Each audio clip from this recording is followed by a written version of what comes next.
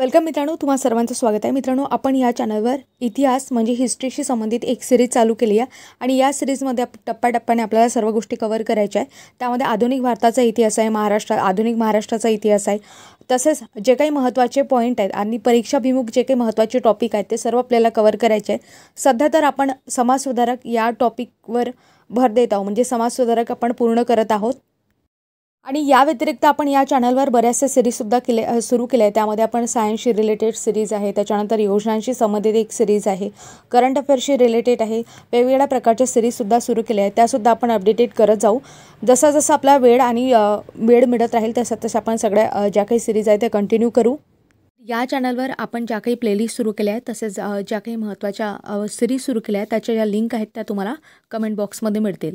आणखी महत्त्वाची गोष्ट म्हणजे तुम्ही या चॅनलवर नवीन असाल आणि आजपर्यंत तुम्ही सबस्क्राईब केलं नसाल तर सबस्क्राईब नक्की करा. सोबतच बेल आयकॉनला प्रेस करा. जे बेल आयकॉनला प्रेस केल्यामुळे काय होईल, तुम्हाला या चॅनलवर कुठलीही माहिती टाकल्या जाईल, अपडेटेड माहिती, ती तुम्हाला तुमच्यापर्यंत नोटिफिकेशनच्या माध्यमातून पोहोचेल. म्हणून नोटिफिकेशनसाठी बेल आयकॉनला प्रेस करणे गरजेचे आहे.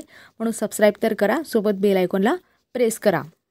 तर मित्रांनो, मग आजचा तुमचा वेळ न गमावता आपण आपल्या टॉपिकला सुरुवात करूया. टॉपिक आपला समाजसुधारक आणि समाजसुधारकांमध्ये आपण बघतो जे जगन्नाथ शंकर शेट आहेत त्यांच्याबद्दल आज आपण इथे बघणार आहोत.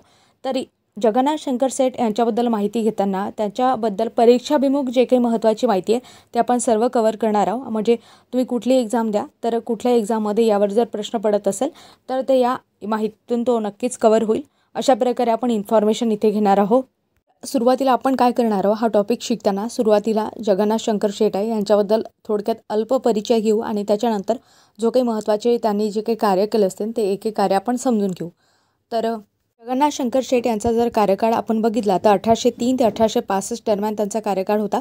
त्यांचा जन्म कुठे झाला आहे तर 10 फेब्रुवारी 1803 मुरबाड ठाण्यामधलं ठिकाण आहे, त्या ठिकाणी जगन्नाथ शंकर शेट यांचा जन्म झाला आहे. तर मुंबईच्या जडणघडणीमध्ये त्यांचा सिंहाचा वाटा होता, म्हणून त्यांना मुंबईचे शिल्पकार म्हणून ओळखले जाते.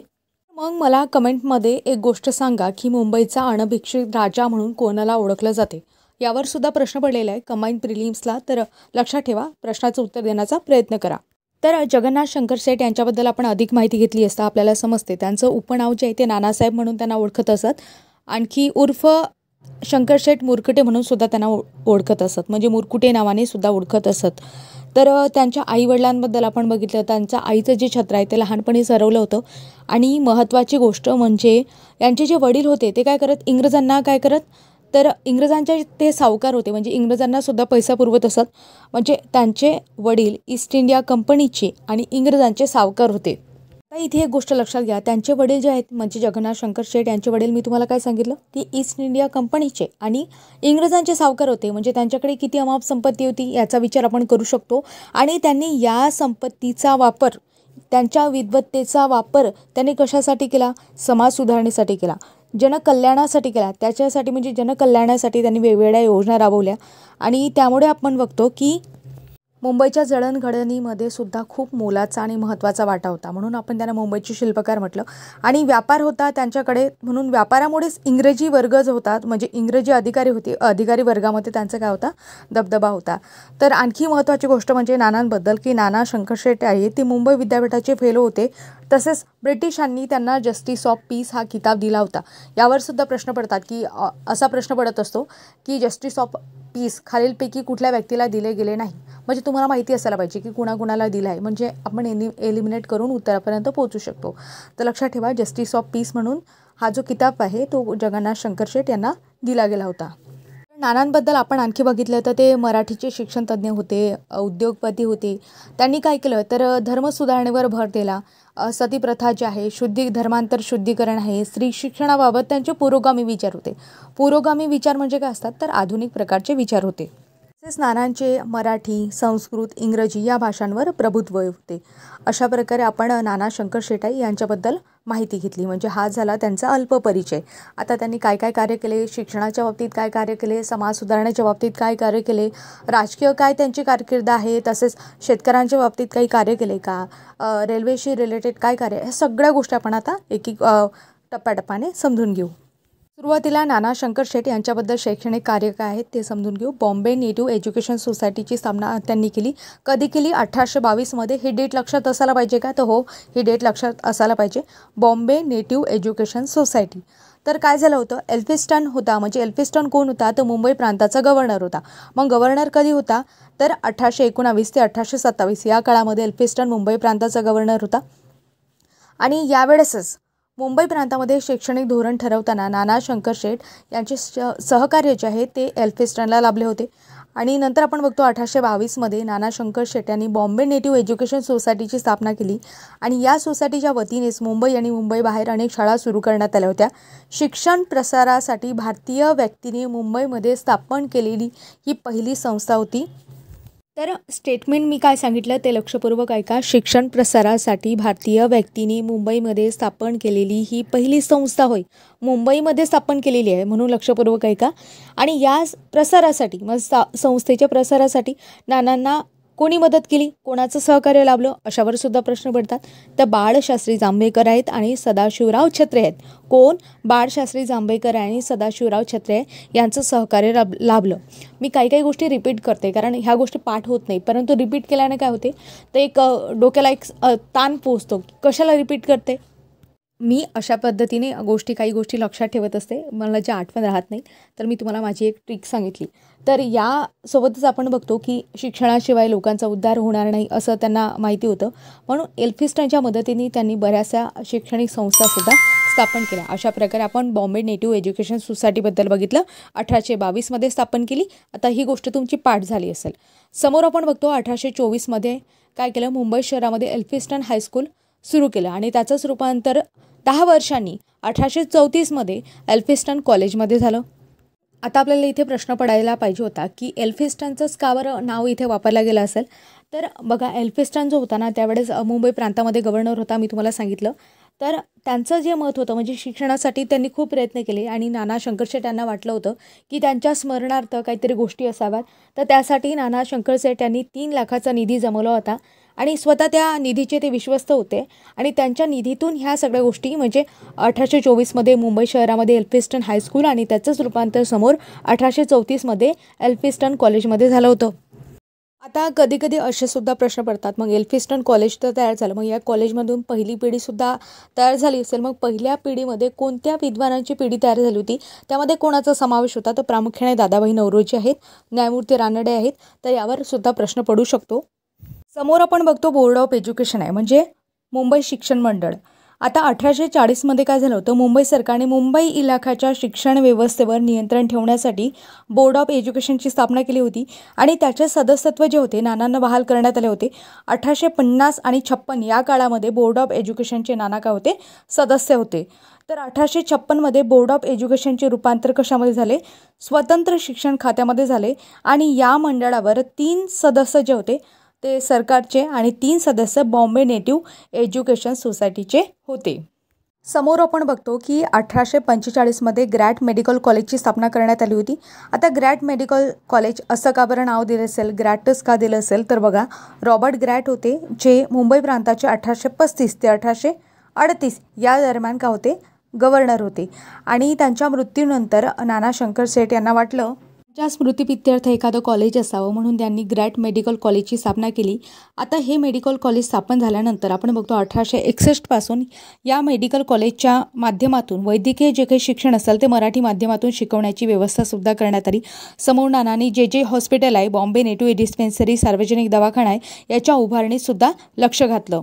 तसेच महत्त्वाची गोष्ट म्हणजे 1845मध्ये काय झालं होतं, दादाभाई नौरोजी आहेत, भाऊदाजी लाड आहेत आणि विश्वनाथ मंडलिक आहेत.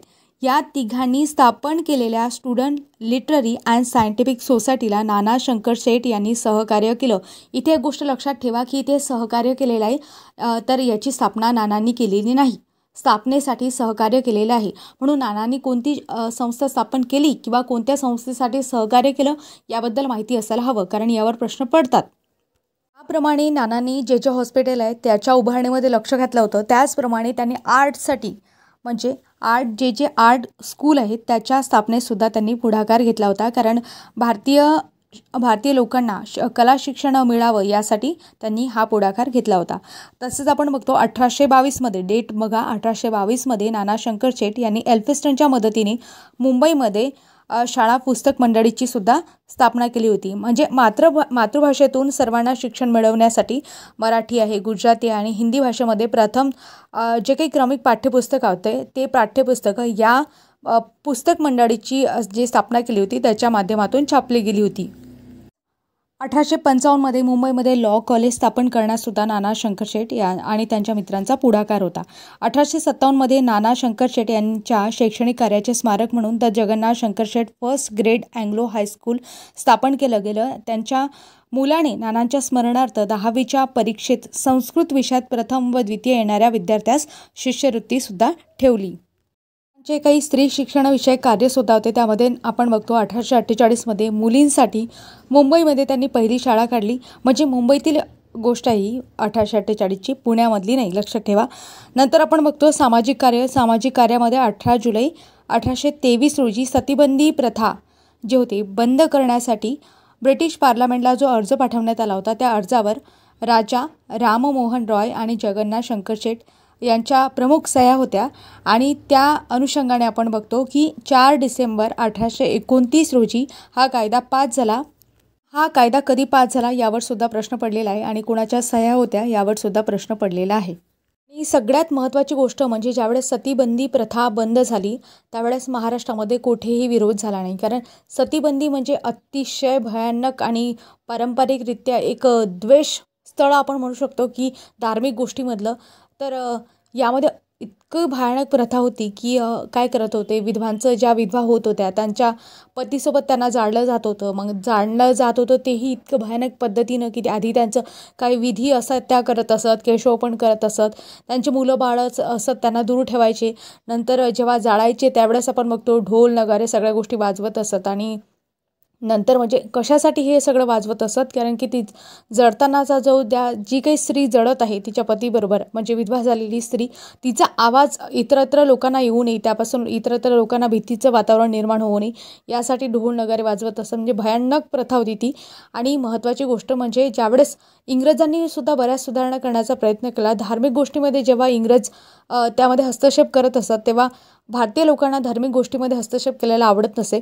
म्हणून जे काही महत्त्वाचे समाजसुधारक होते ते समोर आले आणि त्यांनी सुद्धा ज्या काही इंग्रजांचे म्हणजे काही चांगल्या गोष्टी होत्या त्यांचं अनुकरण करण्यामध्ये, भारतीय लोकांना सुधारण्यामध्ये पुढाकार घेतला.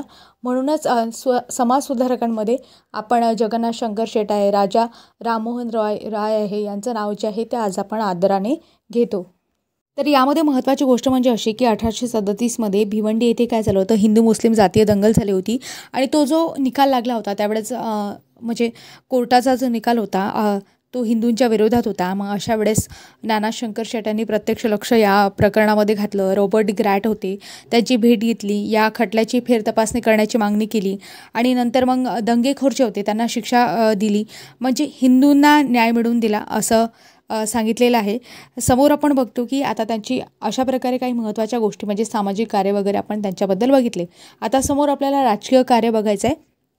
राजकीय कार्यामध्ये बॉम्बे असोसिएशन प्रामुख्याने यावर प्रश्न पडतो. 1852 डेट लक्षात असायला हवी का, तर 1852 ही डेट लक्षातच असायला पाहिजे, कारण यावर आजपर्यंत खूप प्रश्न पडलेले आहे. समोर चालून तुम्हाला डेटसुद्धा विचारू शकतात, काहीच सांगता येत नाही. जोड्या लावामध्ये आजपर्यंत असे प्रश्न पडलेले आहेत. तर बघा 26 ऑगस्ट 1852 रोजी बॉम्बे असोसिएशनची स्थापना झाली. मग एकट्या नाना शंकरशेट यांनी केली आहे का, नाही, त्यांच्यासोबत सहकारीसुद्धा होते. म्हणजे नाना शंकरशेट आहेत आणि दादाभाई नौरोजी आहे यांच्या पुढाकारातून बॉम्बे असोसिएशनची स्थापना झाली. आणि ही महाराष्ट्रातली पहिली राजकीय संघटना होती. याचे सरचिटणीस कोण होते, भाऊदाजी लाड हे होते. म्हणून लक्षात ठेवा अशा प्रकारे प्रश्न पडलेला आहे. म्हणजे पूर्ण पॉईंटवर आजपर्यंत प्रश्न पडलेला आहे याबद्दल. तर बॉम्बे असोसिएशनची स्थापना तर झाली, तर याबद्दल आणखी माहिती आपण घेतली तर आपल्याला समजते की या संस्थेमध्ये 75 सदस्यांपैकी निम्म्यापेक्षा जे जास्त सदस्य होते ते पारसी होते. याचे उद्दिष्ट काय होते, तर भारतीय लोकांच्या गरजांची चौकशी करणे, देशाची आर्थिक स्थिती सुधारण्यासाठी प्रयत्न करणे, भारतीयांची दुःखे जे होते सरकारपुढे मांडण्यासाठी एक काम करत होते. म्हणजे एक मध्यवर्ती संस्था म्हणून ही काम करत होती, एक राजकीय संघटना म्हणून काम करत होती, एक राजकीय चळवळीचं केंद्र म्हणून हे काम करत होती. लोककल्याणासाठी आवश्यक ते उपाय सुचवणे, हिंदी लोकांसाठी कायदे मंडळामध्ये प्रतिनिधित्व मिळवण्यासाठी प्रयत्न करणे. आणि म्हणूनच आपण बघतो 1861मध्ये ज्यावेळेस सरकारने कायदे मंडळामध्ये प्रतिनिधित्व देण्याचं ठरवलं, त्यावेळेस जगन्नाथ शंकर शेठ हे मुंबई प्रांताच्या कायदे मंडळाचे पहिले हिंदी सदस्य बनले. हा महत्त्वाचा पॉईंट आहे, यावर प्रश्न पडू शकतात. तसेच नानांनी काय केलं, म्युन्सिपल ॲक्ट पास होण्यासाठी सुद्धा खूप प्रयत्न केले आणि त्याच्यामुळेच 1846मध्ये म्युन्सिपल जो ॲक्ट होता तो पास होऊ शकला. आणखी महत्त्वाची गोष्ट म्हणजे नानांनी रेल्वेसाठी खूप प्रयत्न केले. 1843मध्ये जगन्नाथ शंकर शेठ आहेत, तसेच जमशेदजी जीजीभाई यांनी ग्रेट ईस्टर्न रेल्वे कंपनीची स्थापना केली होती. कारण जगन्नाथ शंकर शेठ जे होते ते एक व्यावसायिक होते, उद्योगपतीच होते आणि जमशेदजी टाटासुद्धा एक उद्योगपती होते. म्हणून या दोघांनी मिळून आपण बघतो ग्रेट ईस्टर्न रेल्वे कंपनीची स्थापना केली. आणि यांच्या वतीने समोर आपण बघतो की इंग्रज आहेत आणि हे जे महत्त्वाचे उद्योगपती होते त्यांच्या पुढाकारातून 16 एप्रिल 1853 रोजी बोरीबंदर ते ठाणे आशियातील पहिली प्रवासी जी काही रेल्वे होती ती धावली होती. आणि या रेल्वेसाठी नानांनी खूप प्रयत्न केले होते. तसं बघितलं तर बऱ्याचशा ठिकाणी आशियातील पहिली प्रवासी रेल्वे तसंच भारतातील पहिली प्रवासी रेल्वे असा उल्लेख आहे. तर यामध्ये महत्त्वाची गोष्ट म्हणजे तुम्हाला काय लक्षात ठेवायचं आहे, डेट लक्षात ठेवायची आहे. 16 एप्रिल 1853 बोरीबंदर ते ठाणे हे ठिकाण लक्षात ठेवायचं आहे. या दरम्यान धावली आणि 34 किलोमीटर धावली, म्हणजे 21 मैल. आपण मैलमध्ये कन्वर्ट केलं तर या रेल्वेला एकूण 14 डबे होते आणि 3 इंजिन होते. 3 इंजिन कोणते होते, सिंध साहिब सुलतान हे 3 इंजिन होते. आणि याबद्दल आपण शॉर्टसुद्धा या चॅनलवर अपलोड केला होता, म्हणजे बरेचसे शॉर्ट व्हिडिओसुद्धा आपण अपलोडेट करत असतो. त्यामध्ये तुम्हाला सॅटिस्फॅक्शन मिळते, सोबतच नॉलेजसुद्धा मिळते. तर अशा प्रकारे शॉर्ट व्हिडिओसुद्धा आपल्या चॅनलवर अपलोड केलेले असतात, ते तुम्ही बघू शकता. तर आणखी जगन्नाथ शंकर शेठ यांच्याबद्दल बघितलं तर त्यांनी काय केलं होतं, मॉरिशसमधून ऊसाचं बेणं आणलं होतं. आता ऊसाचं बेणं का बरं आणलं होतं, शेतकऱ्यांना मदत व्हावी आणि साखरेचे उत्पादन वाढवण्यासाठी. कारण ते एक उद्योगपती होती आणि त्यांच्या माध्यमातून आपण बघतो भारतामध्ये साखरेचं उत्पादन वाढवण्यासाठी त्यांनी प्रयत्न केला होता. तसेच महत्त्वाची गोष्ट म्हणजे नानांनी जलवाहतुकीच्या साधनांचा विकास होण्यासाठी बॉम्बे स्टीम नॅव्हिगेशन कंपनीची सुद्धा स्थापना केली होती. व्यतिरिक्त नानांनी रॉयल एशियाटिक सोसायटी आहे, हॉर्टिकल्चर सोसायटी आहे, जिओग्राफिकल सोसायटी आहे इत्यादी संस्थेच्या माध्यमातून म्हणजे नाना शंकर शेठ यांनी सहभाग नोंदवला. तसेच मुंबई विद्यापीठाच्या स्थापनेमध्ये नाना शंकर शेठ यांचा सिंहाचा वाटा होता. ते मुंबई विद्यापीठाचे फेलो होते. नंतर 1829मध्ये हिंदू लोकांना ज्युरीमध्ये बसून न्यायनिवाडा करण्याचा अधिकार मिळावे यासाठी सुद्धा त्यांनी खूप प्रयत्न केले. विष्णुदास भावे यांची नाटके नानांनी स्वतःच्या वाड्यामध्ये त्यांना जागा दिली. म्हणजे नानांनी आपण बघतो प्रत्येक जे काही क्षेत्र आहे त्या क्षेत्रामध्ये लोकांना मदत केली, सढळ हाताने मदत केली. ते दानशूर होते. त्यांचं जे काही कार्य होतं ते लोकांच्या कल्याणासाठी होतं, जनकल्याणासाठी होतं, लोककल्याणासाठी होतं. म्हणूनच आपण त्यांना काय म्हणतो, समाजसुधारक असं आपण त्यांना म्हणतो. आणि मुंबईच्या जडणघडणीमध्ये सर्वाधिक वाटा म्हणून मुंबईचे शिल्पकार म्हणून त्यांना ओळखले जाते. आता त्यांच्याबद्दल आणखी महत्त्वाच्या गोष्टी आहेत. त्या नाना शंकर शेठ यांनी मुंबईतील कमर्शियल बँक ऑफ इंडियाचे संचालक होते. कमर्शियल बँक ऑफ वेस्टर्न इंडियाच्या उभारणीत त्यांचा पुढाकार होता. तसंच बऱ्याचशा बँकांच्या स्थापनेतसुद्धा त्यांचा पुढाकार होता. तर नानांबद्दल बऱ्याचशा व्यक्तींनी उद्गारसुद्धा काढलेले आहेत. आचार्य अत्रे असं म्हणत असत की मुंबईचे अनपेक्षित सम्राट पदवी देऊन त्यांचा गौरव त्यांनी केलेला आहे. प्राध्यापक गंगाधर गाडगीळ काय म्हणत होते, आधुनिक भारताचे शिल्पकार, अर्थशास्त्राचे विद्वान अशा प्रकारे प्राध्यापक गंगाधर गाडगीळ आहेत. त्यांनी नानांबद्दल उद्गार काढलेले आहेत. नंतर आचार्य जावडेकर आहेत. आचार्य जावडेकर म्हणत की लोकांच्या वतीने सरकारशी बोलणारे व मध्यस्थी करणारे मुंबईतील पहिले पुढारी म्हणजे नाना शंकर शेठ होय. दादाभाई नौरोजी यांनी सुद्धा नानांबद्दल काहीतरी उद्गार काढले आहेत. ते उद्गार म्हणजे असे की जगन्नाथ शंकर शेठ यांनी शिक्षणाचे बीजारोपण करून त्याची जोपासना व वाढ केली, त्याबद्दल आपण त्याचे ऋणी राहिले पाहिजे. आणि नर फाटक यांच्याबद्दल म्हणतात की मुंबईचे आद्य शिल्पकार व मुंबईचे पहिले नागरिक असा गौरव नाना शंकर शेठ यांचा नर फाटक यांनी केलेला आहे. अशा प्रकारे आपण नाना शंकर शेठ यांच्याबद्दल संपूर्ण माहिती बघितली. संपूर्ण म्हणजे परीक्षाभिमुख महत्त्वाची माहिती बघितली. त्यामुळे हे लेक्चर तुम्हाला कसं वाटलं हे कमेंट बॉक्समध्ये सांगायला विसरू नका. आता मी तुम्हाला नानांबद्दल काही प्रश्न म्हणजे माहिती सांगितली, तर नानांबद्दल तुम्ही शिकलेसुद्धा आणि नानांबद्दल तुम्हाला कितपत माहिती समजली, म्हणजे ते कितपत तुमच्या डोक्यात गेली यासाठी आपण काही प्रश्न घेऊ, जेणेकरून तुम्हाला माहिती कितपत समजली आणि लेक्चर किती अटेंड झालं, तुमच्या माइंड मॅपमध्ये किती गेलं हे तुम्हाला समजून जाईल. तर प्रश्न जे आहेत ते PYQ आहे. सोबत मी काही प्रश्न बनवते, ते प्रश्नसुद्धा टाकते समोर आणि त्या प्रश्नाची उत्तरे तुम्हाला कमेंट बॉक्समध्ये द्यायची आहेत. चला तर मग प्रश्नांना सुरुवात करूया. राज्यसेवा मुख्य 2014चा प्रश्न आहे. राज्यसेवेचा जरी प्रश्न असेल तरी बऱ्याच परीक्षांमध्ये यावर प्रश्न पडलेला आहे. मी फक्त तुम्हाला एक नमुना इथे घेतला आहे. तर सती प्रथा बंद करण्यासाठी 18 जून 1823ला एक विनंती अर्ज ब्रिटिश पार्लमेंटकडे पाठवण्यात आला होता. त्या अर्जावर भारतीय लोकांच्या वतीने पुढीलपैकी कोणी स्वाक्षऱ्या केल्या होत्या असा प्रश्न आहे. तर ऑप्शन आपल्याला माहिती आहे. तर यामध्ये आपण बघतो राजा राममोहन राय आहे आणि जगन्नाथ शंकर शेठ हे त्याचं उत्तर आहे, कारण आताच आपण बघितलं. तर हा झाला आता आयोगाचा प्रश्न. आता मी तुम्हाला काही प्रश्न विचारणार आहे, त्याचं उत्तर तुम्हाला कमेंट बॉक्समध्ये सांगायचं आहे. तर बऱ्याच गोष्टी यामध्ये नमूद केलेल्या नसलेल्या म्हणजे लिहिलेल्या नसल्या तरी मी काही गोष्टी तोंडी तुम्हाला सांगितल्या आहे. त्यावर आधारित हा एक प्रश्न की लोकांच्या वतीने सरकारशी बोलणारे व मध्यस्थी करणारे मुंबईतील पहिले पुढारी म्हणजे नाना शंकरशेठ होय.